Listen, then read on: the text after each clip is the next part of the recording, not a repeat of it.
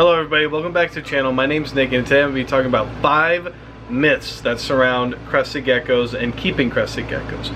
But before I get into that, I want to ask you guys to please subscribe and hit that like button. We upload quite a bit and the channel seems to be growing pretty steadily, so it's awesome to see, so you might as well just join in now. First myth that I want to talk about is it's kind of a two-parter. It's tank sizes. A lot of people will say that they only like tall tanks, and while that is right, they do prefer height over width. You also need to consider that overall space is one of the most important things that you can provide your gecko. Anytime that you have a gecko in a, let's just say a 12 by 12 by 18. If I gave you an adult gecko and we put it in a 12 by 12 by 18, and I had an adult gecko and I put it in a 40-gallon breeder, just standing straight up, or not standing straight up, just normal how it comes, okay? My gecko, even though it would have less height overall, it's still going to do better than an adult in a 12 by 12 by 18 because it gets to move around more. And when you compare these tanks next to each other, height-wise, it's not that different. So anytime you hear somebody say they prefer height over width, that is correct. You don't want to give them a what is some of the Exoterras, like 24 by 18 by 12. You don't want to give them that because that's only 12 high, but if you could give them a 24 by 18 by 18, that's the same as a 12 by 12 by 18. It's actually 2 of them, right? So that's actually more space. That's a 40-gallon tank. So it's always important to remember that overall space is more important than just height. Yes, there are conversion kits out there, and yes, you can do that, and there's nothing wrong with that. If that's the way you want to go, if you want to give your gecko more vertical height, that's fine, but if you just want a 40-gallon breeder on its side, that's not going to hurt the gecko, and honestly, it gives it more room overall. You just have to make sure that you decorate it properly, and you give it more vines going laterally so the gecko can climb across, and then through having vines laterally, it'll be able to climb up and down still. So that was myth number 1. Alright, myth number 2 I want to talk about concerns genetics. So one thing about genetics is there's a lot of people who think that crested gecko genetics are random, and that you compare any 2 geckos and you can produce a super awesome quad striped gecko, let's say, when in reality that's not the case. I know from pairing all my geckos, I pair with an intended purpose, and I pair with projects in mind, such as Dalmatian projects, Harlequin projects, tricolor projects, patternless projects, flame projects. I pair with something in mind and that I want to produce, so I have somewhat control over it. Now, there are times when a gecko will hatch and it looks, quote, nothing like the parents, but if you give that gecko time to grow and mature, odds are it's going to look something like either its mom or its dad, and potentially its grandmother or grandfather, depending on how much you know about the gecko. So I see sometimes on Facebook people commenting stuff like, oh, you can breed 2 $40 geckos and you might end up with a $1,000 gecko, and that's just simply not true. It doesn't work like that.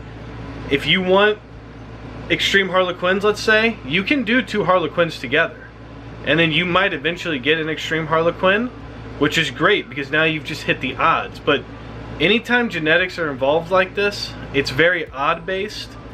And there's definitely some, we do have an understanding of what you're most likely to produce whenever you pair 2 morphs of the same. Or if I pair a Harlequin with this girl right here, she's a confetti Dalmatian, patternless confetti Dalmatian.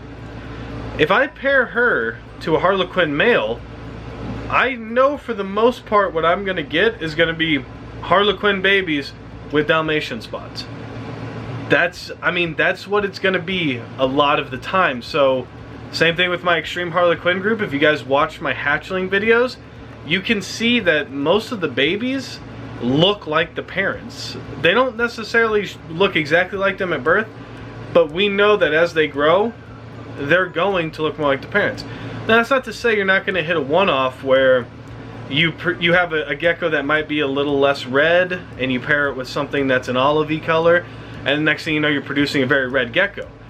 That can definitely happen, but the odds of that are very, very rare. So to say that genetics are random is wrong, But to say that there's not some variables involved in breeding, that would also be wrong. So while there are variables, we can control them, and we have a good idea of what we're producing. You don't just accidentally produce Super Dalmatians. That's not going to happen. You need to build on that over time. Alright, so the third myth is a pretty short myth. I see a lot of people who are concerned about if they vacuum, their Crested Gecko might drop their tail. This is completely false. You're not going to be able to control when your gecko drops its tail or when it doesn't drop its tail, and that's fine. But please vacuum your floors, vacuum your room, vacuum your house. Let's, keep it clean. There's no reason to not vacuum. You can vacuum. I vacuumed right next to my baby totes, and I've never had a baby drop its tail except for one time, and it dropped its tail because the tub went from this to this while I was carrying it, and the baby dropped its tail. It's incredibly random and not something that I would concern myself with vacuuming over. You need to vacuum. Please vacuum. Please. Alright, the fourth myth that I want to talk about is Crested geckos can't find food in a tank that's too big. This is completely false, only because it's in a gecko's nature to want to eat. They're not going to starve themselves because they're upset about something. They're not eating likely because they don't feel safe in their environment to explore. So they know where the food is. They can smell better than we can smell. They know where food is. They can find it. They've survived in the wild for millions of years. They know where food is. Likely it's a husbandry issue as far as, is there enough coverage for them to feel secure to eat? So if your gecko is not eating, the first thing you should not assume is the tank is too big. It should be that maybe you need to provide more coverage. Now, if you have proper coverage and you have plenty of coverage and your tank's not too crowded and the gecko's still not eating, now's whenever we should think about maybe downsizing the enclosure. So there are proper steps to take, but too often I see people saying like, oh, you have a baby in a 12 by 12 by 18? You can't do that. And same thing goes for like bioactive. I've kept babies from hatchlings as right out of the egg, put them on bioactive dirt. Nothing's ever happened to them. They grow just as well as something on paper towel. So to think that a gecko gets lost or doesn't feel safe those are two very different things. Getting lost and feeling safe are very different. This gecko doesn't feel safe, so it's not leaving its hide. This gecko is getting lost. This doesn't happen. Geckos can smell food, they can find food, and they will find food once they're comfortable. So that's why it's always important too to let your gecko settle in for about a week or so to kind of learn its environment. But overall, myth, geckos do not get lost in tanks. Alright, and the fifth and final myth that I see somewhat, it's pretty infrequent. There's a lot of people scared that a cricket will hurt your gecko if you just put crickets in the enclosure and let the gecko hunt.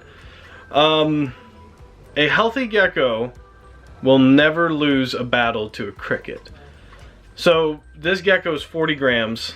That cricket is less than a gram. Even if it's a 5 gram and you feed proper size-wise, that cricket cannot hurt that gecko. It's not going to bite and eat it. If you have a healthy gecko, a cricket will not hurt that gecko. Bottom line, end of story. This little dinosaur is not going to lose a battle to something this big. It's just not going to happen. And it's in their nature to eat them. They're going to hunt. They're going to see that cricket, they're going to eat it. Now, I know some people, their geckos don't hunt at first and then they get discouraged, so they take the crickets out. Leave the crickets in. I've left crickets in tanks for up to 2 weeks, and by the end of those 2 weeks, the crickets have been eaten. So that's just something that I kind of see over time, or I see a lot, that people think that crickets can hurt your gecko. If your gecko is healthy, a cricket will not hurt it. If you have a sickly, malnourished gecko, I guess there's a potential that cricket can do something to it, but typically that gecko is within days of death anyway. I mean, in all reality. So you can feed crickets to your geckos. Let them hunt. It's good enrichment for them. It helps build muscles for them. overall, it's just really good for them to run around their enclosure and try to find food. There it is, guys. That's my top 5 myths with crested gecko keeping that I see. Comment down below. Let me know what you think. Let me know if there's any myths that I missed. And let me know if you think any of my myths are wrong. Let me know what you think about what I just said. Because there's obviously exceptions to any rule. So let me know what you think about what I said and we can talk about it. But if not, if you liked the video, please give it a thumbs up. Hit that subscribe button. And until next time, guys, stay safe and stay positive.